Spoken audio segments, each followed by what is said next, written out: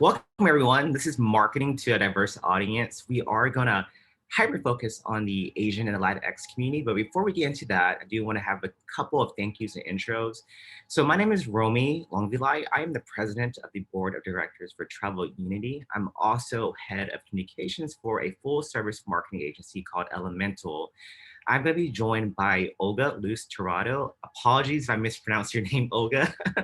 But Olga is the executive director for the Bronx Tourism Council. She's host of Go Bronx podcast, and she's also worked at a marketing and advertising agency that focused on the Latinx community. So again, as I mentioned earlier, we're going to be focusing on the Asian and Latin communities. Again, I want to thank Roost, who's our hosting sponsor for the Lake Placid in-person events.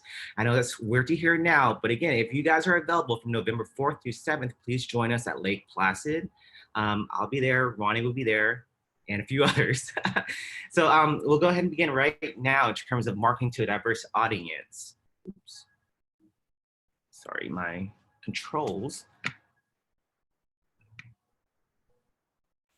So before we begin, what is inclusive marketing? And I always like to do this with everyone I talk to about diversity, equity, and inclusion. For me, inclusive marketing is no longer just a future marketing, it's what we should do now. And a lot of it had to do with the fact that the different protests and also like the great awareness for Black Lives Matter, it kind of put it more in the forefront that we just need to care about brands. I'm sorry, brands need to care about the audience that they're targeting to. But also inclusive marketing is about brands just kind of giving a damn now. Because if you think about all the advertising from like the 1950s or 60s, they were very misogynistic, and brands got away with that because people believed into it, they bought into it. But nowadays, you can't really do that, especially with the advent of social media. Consumers are holding brands more accountable for their marketing because when you're marketing to us, to our community, we want our stories to be told our way. And brands need to take note of that, especially as Gen Z and even younger millennials, as we become older, we want brands to make sure that they're being held accountable for whatever story they're sharing. And now, as we talk about diversity and inclusivity, a lot of times people think of ethnic diversity, which is a beautiful thing. And that is part of the overall diversity message. But what I do want to get across is that diversity is more than just ethnicity. It's also about making sure that your restaurant, your hotel, does it have wheelchair access? Do your staff, are they trained to work with people who may be having hearing disabilities? Is your marketing, your website, is it taking into consideration neurological diversity? So a lot of times what we're also learning now is that colors, sound, they all impact people differently, and marketers, we need to kind of do a better job at making sure that we're taking into consideration all the different levels of diversity. And with that being said, diversity is so huge, and we can't fit all that in 1 hour. So that's why Olga and myself, we're going to focus really on the Asian American community and the Latinx community, mainly because we also, if you want to talk about insights for specific audiences, we do feel like it's appropriate that someone of that audience is sharing insights, because we'll have our personal stories, we'll be able to connect with the insights a lot more. And I think it's just a better way to really tell what we want to get across to different brands. So why does representation matter, especially when it comes to Asian Americans?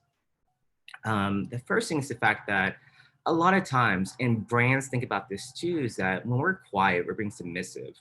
So that is like the representation that we have in media, is that we're docile, we don't speak up. So brands don't care much about us. And another aspect of representation is the fact that we're never viewed as American. When people see me, they assume I'm just Asian, but they ignore the fact that my father is American born, served in the US Army. My mother's from Thailand, but I'm also American born, but I'm never viewed as American. I remember being a kid in Huntsville, Alabama, where I was like 7, 8 years old. I was constantly told, "Oh, you don't look anything like us. Oh, why, or are you a little darker than your other counterparts on TV?" And then when my mom would pick me up from school, she would have this very heavy Thai accent, and I was ashamed that she was my mom. And I'll be honest, and obviously my viewpoint has changed now, But as an 8-year-old kid, I was so embarrassed by my mom picking me up because she couldn't speak English as clearly as myself or my father. And then kids would remind me that I'm not American. And thank goodness I didn't grow up in Alabama during a time of social media. Because honestly, if I had social media back then in the 90s, I don't know how I would have survived. Because as a kid, when you go to school and people remind you that you're not part of the community, and then you go home, you open up that magazine and you see someone who looks nothing like you. You turn the TV on, you see no one who looks like you, unless you're like the joke or the comic relief of a TV show. Or if you're being driven around through your city and you see billboards or posters in like the mall, no one looks like you. And then you go back to school the very next morning, and then you're reminded again, oh, why are you here again? You're not American or you're different. All that matters because people in the boardroom, and I'm including myself in the boardroom, in the creative brainstorms, we don't think about that in customer. We always say, oh, okay, the client wants to target the Asian American audience. Let's just throw the Asian person on there. But they're not getting the true story of like why it matters. They're missing all these points of the fact that we grew up being told we're not part of the community. And what that does to us also when we don't see representation in messaging, in marketing, in social, or accurate representation, we internalize that. And most people don't know the Asian American community is one of the highest, fastest growing rates of people living, or sorry, people seeking out mental health issues. Because in our culture, it is also kind of brushed under the rug a little bit, but that's also like reinforced when we don't have that feeling of being part of community. We keep it to ourselves, and that causes a lot of issues within ourselves as well. So that's why representation matters. Another thing I do want to address in terms of like how people market for the Asian American community is that they ignore the bad. Oftentimes we're perceived as the crazy rich Asians, which, a lot of times that is true. But for the other 98% of the Asian community, we are not the crazy rich Asians. And a lot of times when people are perceived to be, oh, you're so high up, oh, you have nothing to worry about, then our struggles are dismissed because they're like, oh, well, you're rich, you're wealthy, or you're the model minority. You have nothing to worry about. But that does a lot of harm. And the harm I'm going to show you is these examples. One, I'm sure everyone's heard of Stop Asian Hate now, but in 2020, that was rarely known. And it took a grandmother in Queens to get burnt in broad daylight for media to care. Because prior to that grandma being burnt, we were getting attacked, we were being beaten, we were being bullied, but mainstream media didn't care. Then it was a grandfather in San Francisco who got pushed and he died. And then there was a grandmother in Queens. Two teenagers came up to her and put her shirt on fire. And that's how the hashtag "They Can't Burn Us All" became a little bit more prominent. And I bring this up is because, again, you probably never heard of this. I'm bringing it to you because mainstream media didn't care about this. And the reason why mainstream media doesn't care is because, again, you think about advertising, you think about TV commercials, we're very rarely seen. And if we are seen, we're usually like, the gay best friend, the joke, the comic relief. So these are side characters that no one really cares about. If that character dies or goes away, you don't notice it.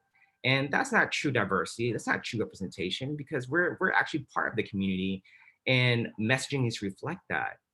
There's also a thing about, and we're talking about DEI now. And the reason why I bring up performative social justice is because a lot of time brands will say, oh, we support the Asian American community, we support the Black community, we support the Latinx community. Look at our social media, look at our Instagram, we're supporting you guys. Then you go to the board of directors, you go to their executive team. Who is on that executive team is what I have right here on the right side. You very rarely see diversity at the top of like the ladder. And yes, it's great that your company or your brand has people of color on your team, but if their voices are not being heard and you're only counting them as a status quo, you're doing performative social justice. And that doesn't help us at all. It just kind of like buries our struggles again. And then our representation isn't shown in the correct way. Our stories aren't being told accurately. And I'll give a few more examples of this as well. More recently, think about the Olympics. Again, putting it on the backdrop. Olympics happened in Tokyo, Japan. Olympics released a female empowerment Barbie collection featuring different female Barbies of different ethnicities. Again, the backdrop is Olympics are in Tokyo. They forgot the Asian Barbie. And then a couple of weeks later, they had a PR statement saying, actually, the skateboarder is the Asian, supposed to be the Asian Barbie. But if you look at the skateboarder Barbie, she has no traditional Asian features. And again, I am stereotyping a little bit, but it goes back to the fact that we want people to look like us, representing us. And the fact that Mattel made that big mistake of not having an Asian Barbie and they backpedaled a little bit, it was a big it was a big mistrust in the brand. But again, Mattel has billions of dollars. They're going to fix their image with their PR. But for a smaller brand like the Breakfast Cure, they are basically a homemade kanji packet that you can take home with you, make your own kanji. And for people who don't know, kanji has been around for thousands of years in East Asian culture. It's been used as a breakfast meal. It's been used for medicinal purposes, also for digestion, and just different purposes throughout our culture. So to have a company called the Breakfast Cure, who are made by three white women in the Midwest, to say, oh, we took kanji, we perfected it for the Western palate to make it easier for you to eat. At first glance, it doesn't seem like any harm. Like, okay, you made the recipe better for a different audience. You wanted to improve on it, sure. But then when you are an Asian American reading that statement, so I'm like, wait a minute, you're taking thousand-year-old recipes in our culture and you're making it better for a Western palate, AKA a more mainstream Caucasian palate. You're saying our recipes aren't good enough, but you like the health benefits of our recipe, but you don't like all the flavors or the seasoning that we put in there. And the fact that their website mentions nothing about the Asian American community, they got a ton of backlash for that, especially as Stop Asian Hate continues to rise. Now you go to the Breakfast Cure, they do give 1% profits to Stop Asian Hate, but that was only because of the backlash. And they have also removed every mention of the word kanji from their website, which is like, okay, yeah, you messed up, but it goes back to the fact that when people think about Asian culture, they think they can take parts and elements of it. You can take the fashion, you can take the trends, you can take the food, but you keep the Asian people there. We don't want you here. That's the message that sentence gave me as an Asian American. And I'm sure fellow Asian Americans felt the same way when they read a statement just like that. And that is why representation matters, because if no one's talking about us, if no one's representing us, then no one cares about these little statements here and there. But at the end of the day, those little statements are going to impact the end consumer. That statement, if I was a little kid now and I heard that statement, my mentality may have been worse now than it was when I was a kid in the 90s. So again, marketers have to think about that end customer. How's that messaging really going to impact who they are? And these are some sample microaggressions that the Asian American community hears a lot. We see in advertising a lot as well. I won't go through every one of them, but the most common one is, especially when it comes to me, is, oh, where did you learn how to speak such good English? One, I was born here, so I grew up around American people, so that's why I speak English. Other statements are like, oh, of course you're good at math, you're Asian. One, I'm terrible at math. And again, that might be more of a positive stereotype, but again, even positive stereotypes can cause harm. The more positive a stereotype is, then when someone like me or another Asian person says, oh, I'm having challenges or I'm struggling, it's kind of brushed under the rug. Because you're like, well, you're Asian, you're a higher class, I'm gonna brush this under the rug. And then our problems are never addressed. And then again, it goes back to representation. We're never accurately represented in media, advertising, etc. So that's why getting your messaging right is important. And to do that is, one, hiring people from that community. If you want to target the Asian American community, make sure someone who has a speaking role or can make a decision is of that community. If you're targeting the Black community or the LGBTQ community, someone who makes the decision has to be from that community. Otherwise, you're going to have inaccurate representation, which can cause a lot more harm than good. These are just some helpful tips to kind of walk away, how to be a better ally. One is to educate yourself on why positive stereotypes are also harmful, like the model minority. And that actually pits the Asian American community against the Black community. And there's a lot of tension between both communities there because of where this myth and the stereotype has stemmed from. Yeah, a lot of times people don't know, but the whole model minority myth came from the fact that mainstream communities, mainly the Caucasian community, they wanted to have a complete opposite of the stereotype of what they put on the Black community, which negatively is, oh, they're lazy, they don't do that much work. So they wanted a complete opposite. So they chose the Asian American community to be, this is the model minority. If you're gonna be a minority, be like them. That kind of put us against each other. So that's another example of why, even if it is positive, it causes more harm than good. Another one is speak up. If you see racism happening or anything negative, speak up, voice your concern. Also check yourself. You know, people make jokes about, you know, different ethnic groups, but again, you have to think about where these jokes come from. Are they really impacting or harming the end customer or your friends? And brands do this all the time too. They'll do a joke on different communities as a trend. I'm not realizing that's going to be causing a lot more harm than good. Also give time and energy and money. Support small businesses owned by people of color. Support nonprofits that are ran by people of color. This is how you show your allyship. And there's a lot more I can go into, but I know we only have an hour. With that being said, I'm going to hand it off to Olga, who's going to dive deep a little bit more into the Latinx community and differences, as well as like how some brands miss the mark on really targeting this community. So Olga, I'm handing off to you now. Okay, I'm sharing my screen now. Hi, everybody. Okay. Um, so yeah, we're gonna be talking about, DEI within the Latinx community. Now, in my day, whoops, we're not, somehow or another, we're not, okay.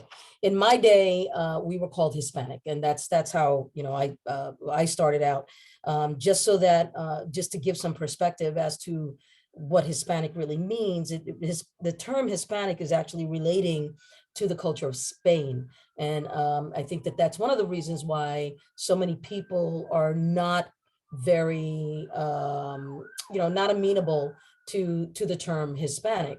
And then, of course, we went into Latino, Latina. I'm a Latina. And when you're in a group of mixed, women and men, then it's Latino. And then the language is a very gender specific language. So back in the early 2000s, some people came up with the term Latinx.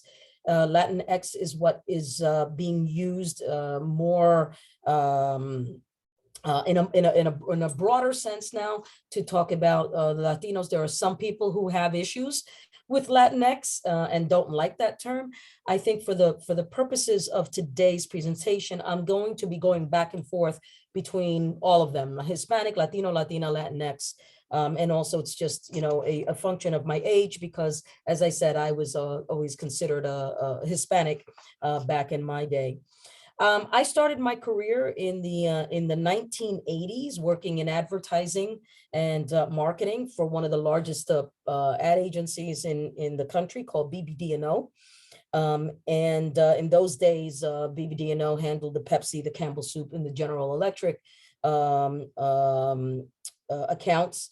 And the 1980s was called the decade of the Hispanic.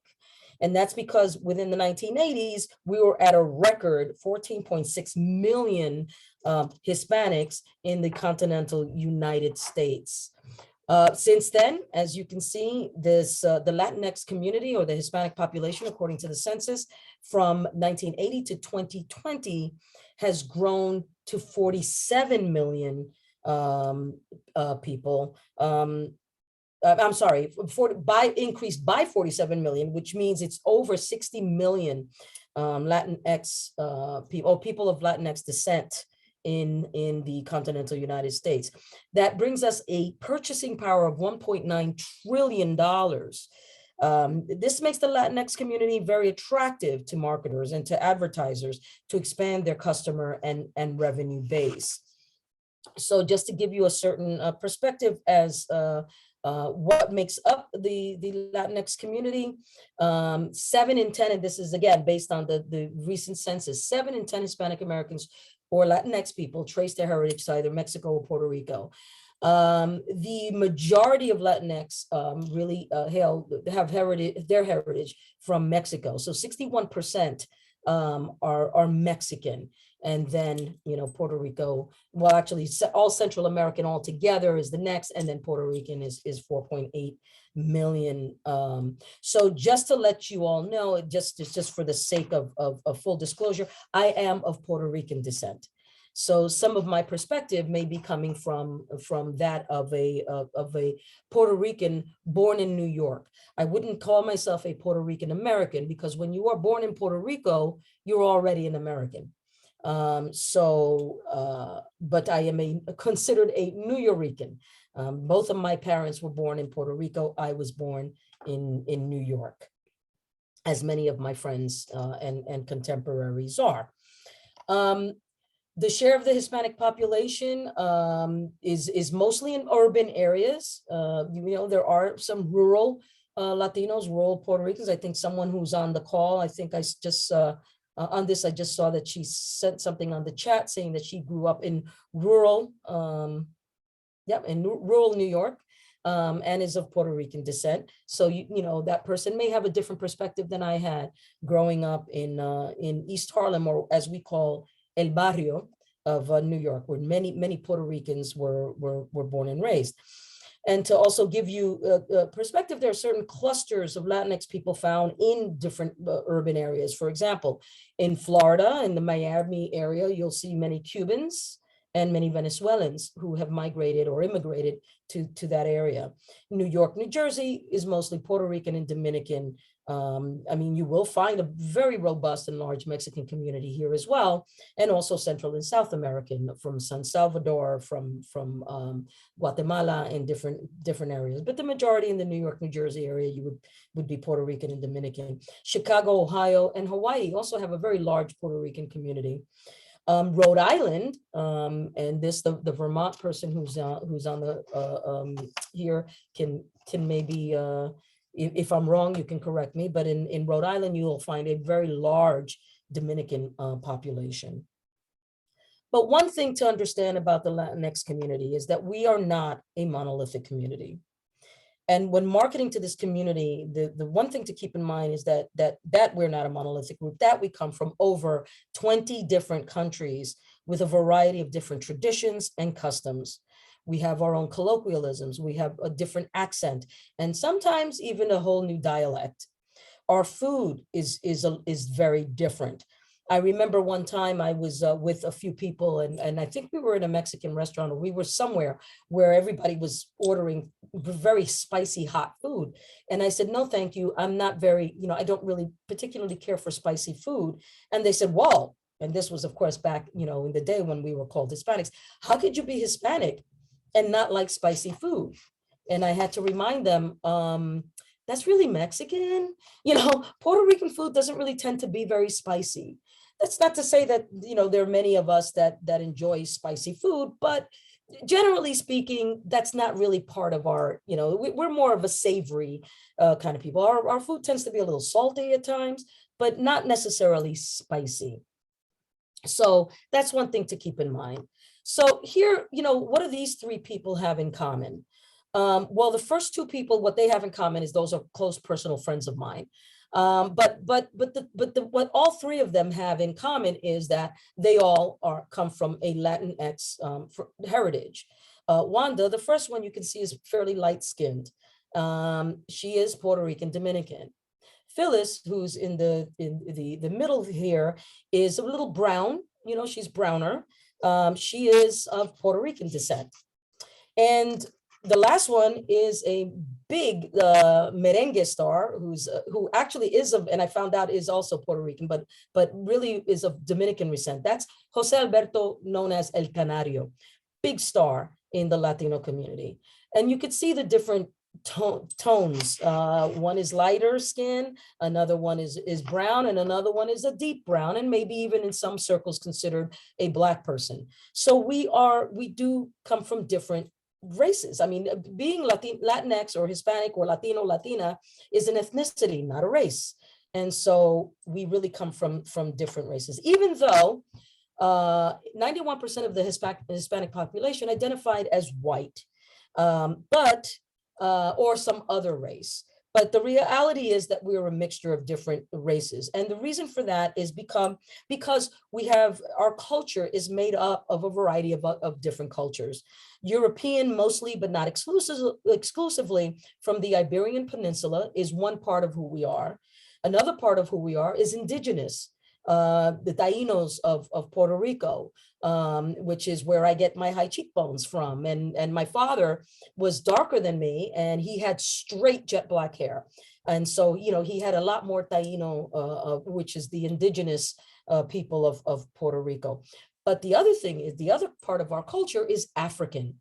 You know, as much as, you know, we have a saying in Spanish, "Y tu abuela dónde está?" which means, where's your grandmother? So when we have a lot of Latinos who tend to be, you know, who, some of whom may have a little thing about, oh no, you know, Black people, it's like, where your grandmother from? You know, trust me, you've got African blood in you as well. So, you know, uh, so if, and I would consider myself fairly brown. Now, if we were to use the Benjamin Moore paint status, I'm soft sand. So next week I'll be in Puerto Rico. I'll be Sorrel Brown.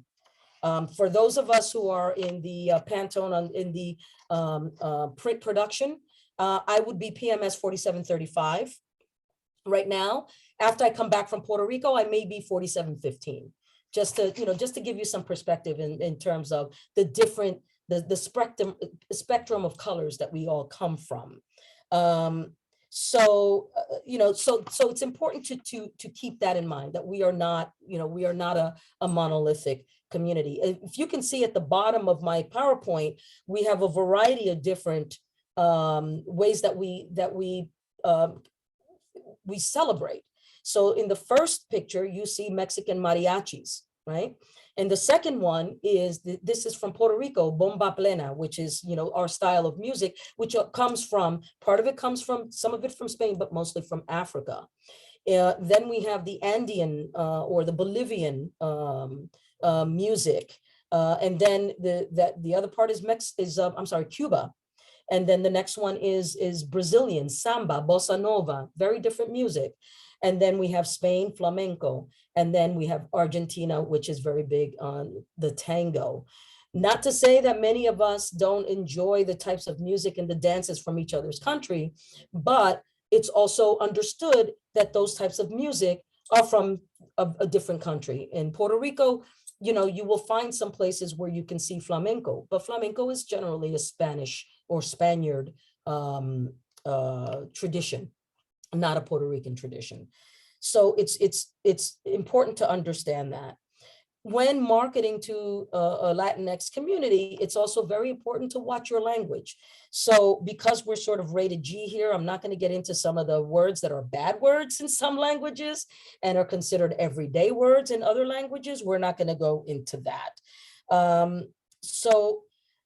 But I'll give you some very quick, you know, innocuous words. For example, the word títere. Títere in Puerto Rican Spanish, and again, I'm going to really be talking about Puerto Rican Spanish versus, say, Mexican Spanish, because that's my, you know, that's my point of reference right now as a Puerto Rican myself. The word títere in Puerto Rican Spanish, those are the type of people that your mother warns you against. You don't want to hang out with those people. Those are títeres. They're, you know, destined for, you know, gang. They're riffraff. So in Puerto Rican Spanish, a títere is riffraff, you know, or someone who is, you know, up to no good. But in Mexican Spanish, a títere is a puppet. And who wouldn't want to hang out with a cute puppet, right? Any kind of puppet. I'm talking to marionettes or sock puppets. That's what a títere is. So very different meaning, okay? Also in Puerto Rican Spanish, or rather, there's another word called pastel. A pastel in anything other than Puerto Rican Spanish, and we're talking about Mexican and also Argentine and certain parts of Central and South America, a pastel is a pastry or a cake or something nice and sweet. But in Puerto Rican Spanish, a pastel is a tamal. It's very savory. There's it's a plantain outer base with meat or chicken or some kind of vegetable inside. Very different types of food. And another, and this is when I was in Mexico, and with my friends the main area, Mexico City, we would joke around about our words between ahora, ahorita. All right, ahora means now, right? You know, now. Ahorita for a Puerto Rican, in Puerto Rican Spanish means later. Te veo ahorita. I will see you later. But in Mexican Spanish, ahorita also means now. So the term te veo ahorita doesn't really make any sense, because it's not like, well, I'll see you now, you know, instead of I'll see you later. The correct term, of course, is luego. Te veo luego. I'll see you later. But in Puerto Rican Spanish, we use the term ahorita as in later. Another important thing to keep in mind when you're marketing to the Latino community or to the Hispanic community is to know your market, understand each of the,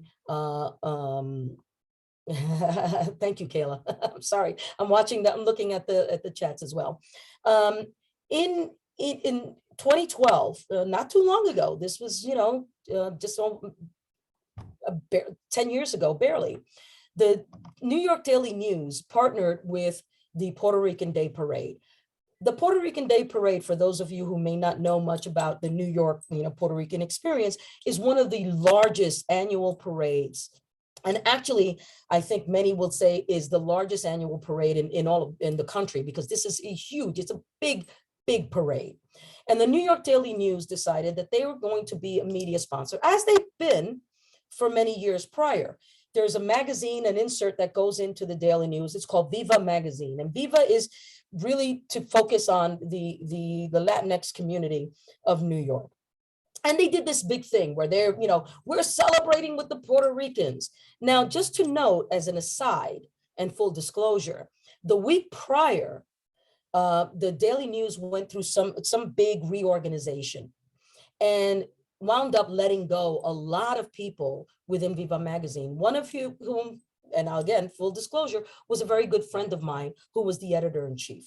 And she was not of Puerto Rican descent. She was 100% Puerto Rican, you know, or as we say, Boricua 100%, you know, Puerto Rican, you know, 100% because she was born on the island. And they let go a bunch of people at the New York Daily News, but they were going to continue to do this partnership with the, you know, Puerto Rican Parade. And they put out this ad and it was supposed to be awesome and great. One big problem with this ad, and if we were doing an interactive, I would ask anybody if anybody knew what the problem is, but I will tell you what the problem is. This is not the Puerto Rican flag. This is the Puerto Rican flag. What they did was they used the Cuban flag, which was an obvious mistake because they do look similar. But had they been more conscientious about their targeting the Puerto Rican community, they would have caught that. And that went out to tens of thousands of newspapers that were being given out at the parade. As you can well imagine, that did not go over very well with the Puerto Rico community. People were very upset. And again, even more so because many of the people that would have known better had been unceremoniously given the pink slip not too long before this happened. And of course, they, you know, people were saying, well, had you not done that, this wouldn't have happened. So it's important to know your market.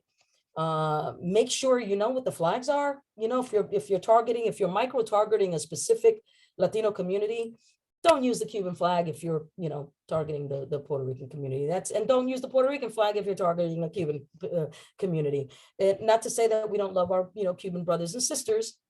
In Cuba and in Puerto Rico, they say it's one bird with two wings. And so that's why the flags are similar and the colors are inverted. But, you know, it's important to know your market. The other thing is to also know your iconography. I had a conversation with someone a few years ago who was saying, oh, yes, we're going to do this big thing and we're targeting the Latinx community. And we're targeting actually a diverse community. So they were saying the types of iconography they were using to target the Black community, what they were using to target, you know, the LGBTQ community. And then he said, and we're using a piñata for the Latinx community. And I said, well, that's great if you're targeting the Mexican community. But as a Puerto Rican, the piñata doesn't mean anything to me because we don't really use piñatas. And if we use piñatas in any of our children's parties, it's because we're doing a Mexican theme. But the fact of the matter is that the piñata does not represent a Puerto Rican community.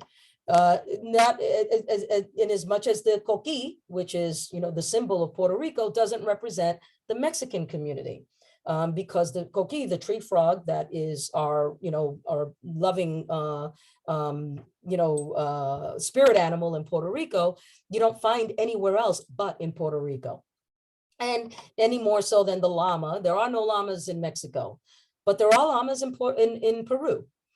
So, understand your iconography, understand, again, this goes to knowing your market, know your market. So just to let you know, the Latinx community is made up of 23 different nations, each with its own culture, each with its own, and sometimes each with its own colloquial language. North America, Mexico; Central America, Guatemala, Honduras, El Salvador, Nicaragua, Costa Rica, Panama; South America, Colombia, Venezuela, Ecuador, Peru, Bolivia, Brazil, Paraguay, Chile, Argentina, and Uruguay. And in the Caribbean, you have Cuba, Dominican Republic, and Puerto Rico. They're unique, united by language, but our music and our food and our customs are very different. So thank you. That's my my presentation. Great. Thank you for that. And I do think it's very educational too, to learn all the different like nuances in terms of language. But I think a lot of times the misconception is that every one in the Latinx community speaks the same Spanish dialect. So I'm very happy you brought that out. Before I open it up to questions from the attendees, I do want to ask you, Olga, how are you able to overcome some of the stereotypes of people trying to like mass market the Latinx community? How are you able to address it or correct that course in your career?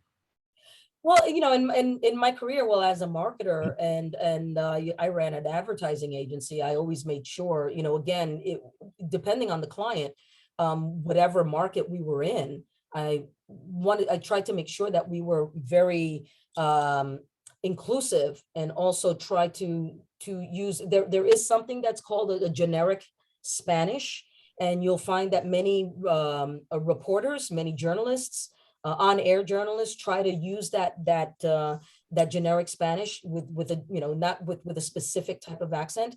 I've been told when I speak Spanish that I don't speak like a Puerto Rican. I don't know what that means, but also because I try to enunciate. When I'm with my family, I'll speak a different, my colloquialism is different than if I'm actually doing business with someone and speaking with someone.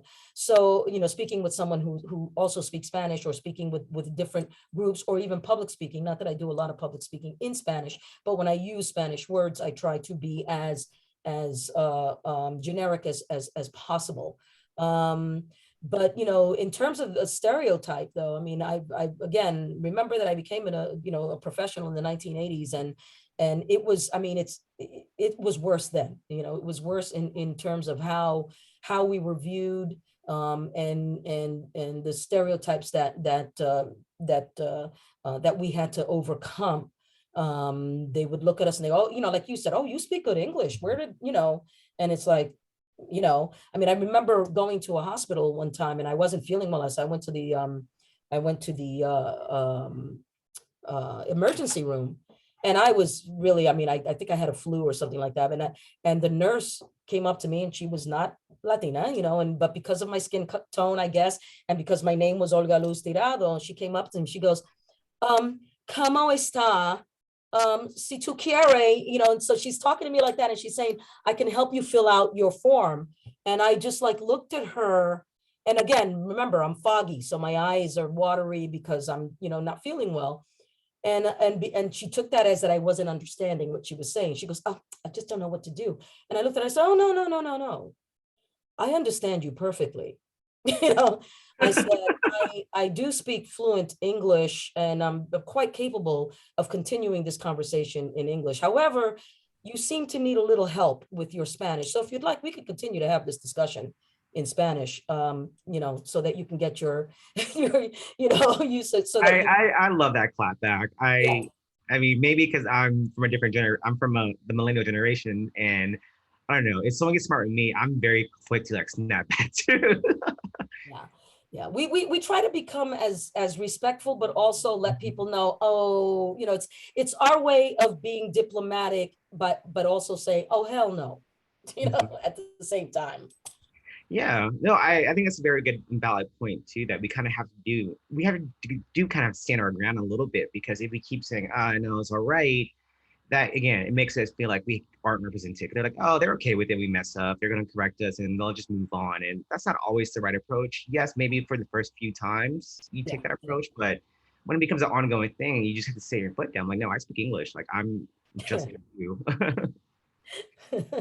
Yeah, thank you for sharing that story. I have one. My other question I have for you is, what can marketers do to, if they do want to target a mass Latinx community, what type of actions can they take in place to make sure that they're accurately communicating properly to that audience? Well, as I said, knowing your market is very important. And if you're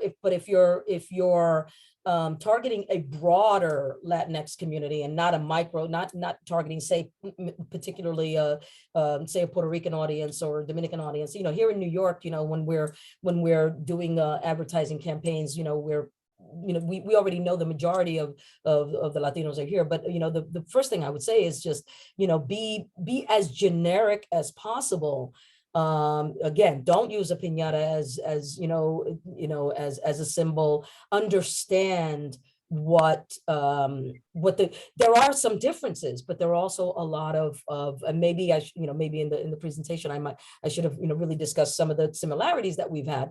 But we do have a lot of similarities, and of course, as I said, our Spanish is our language. If But there are Latinx, if we're talking about the younger Latinx community, some of them don't even speak Spanish. They grew up with the English language, and they may speak some Spanglish. But if you're doing a Spanish only or a Spanish, dominant campaign, make sure that you're using a generic language, that you're not using certain words that may be considered vulgar. There are some words that are innocuous for us, but in other cultures are very vulgar. So you have to be careful about that as well. So just do your homework, and as you said before, Romey, and just make sure that you're being inclusive in the team. You saw the problem with with the New York Daily News and what happened there. Had they had a Puerto Rican on, making sure that they looked at this ad before it went out, I'm sure that person would have caught that, like, wait a minute, that's not my flag. So it's important to be inclusive, and I would say also that run it by other people. Run it by, just say, I'm thinking of, this is the language I'm thinking of using. I need to make sure that I'm not being offensive and that I'm not using a word that might mean something totally different, you know in a different culture.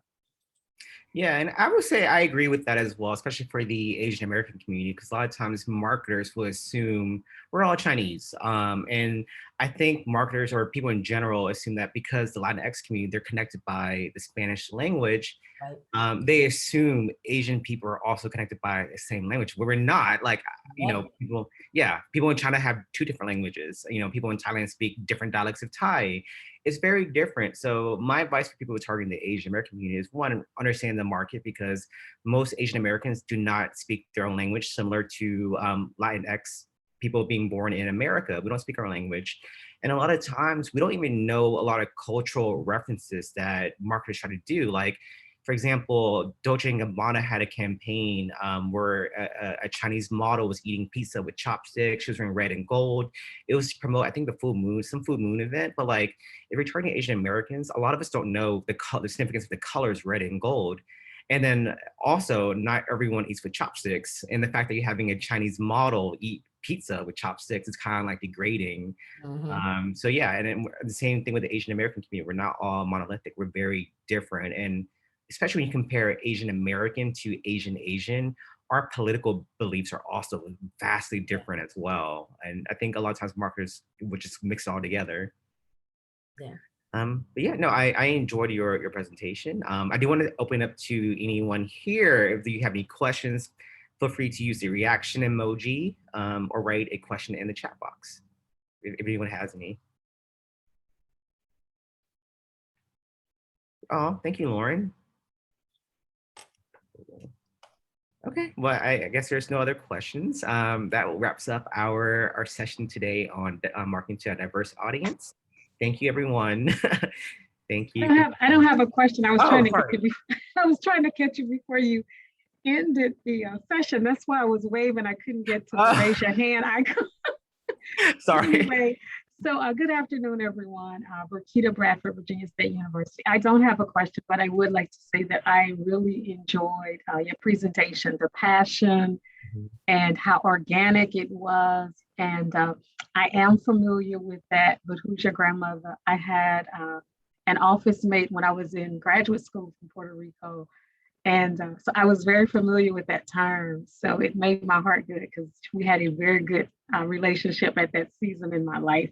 But this session has been really good. And I work in higher ed and I teach at a historically Black college. And oftentimes, because it is an HBCU, there's this assumption, although there's not necessarily diversity in the language with African Americans, there is kind of this assumption too to put everybody in the same, because it is an HBCU, but people come from different regions and all kinds of things. So this was really good.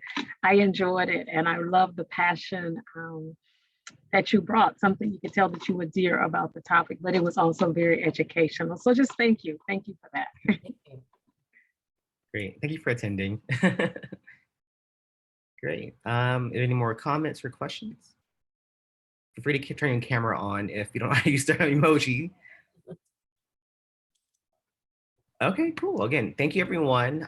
Again, if you have time, please visit our website, travelingunity.org. Thank you again to Bruce for being our hosting sponsor for the Lake Placid in-person Travel Unity Summit. Also thanking our other sponsors from the bronze and silver categories as well.